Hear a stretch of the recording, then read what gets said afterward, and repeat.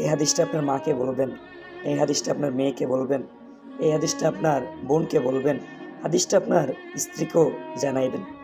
এই হাদিসটা যদি মা বোনরা তাদের মনের ভিতরে গেঁথে রাখতে পারে, তাহলে তার দ্বারা কখনোই অন্যায় সম্ভব না। বিশ্বনবী সাল্লাল্লাহু আলাইহি সাল্লাম মেরাজে গিয়েছিলেন, সে কথা সকলেই জানেন। আল্লাহর সান্নিধ্যে, আল্লাহর দাওয়াতে তিনি মেরাজে গিয়েছিলেন আল্লাহর নূর দেখার জন্য।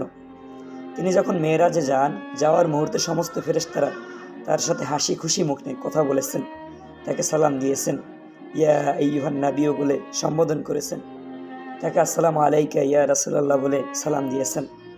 এক কথায় তাকে দেখে সবাই হাসি খুশি ছিলেন, শুধু একজন ফেরেশতা তাকে দেখে হাসেননি, মন গম্ভীর করেছিলেন, মুখ অন্ধকার হয়েছিল। রাসূল সাল্লাল্লাহু আলাইহি সাল্লাম হযরত জিবরাইলকে ডাক দিলেন, হে জিবরাইল ভাই আমার, এই ফেরেশতা কে? সে আমাকে দেখে হাসলো না।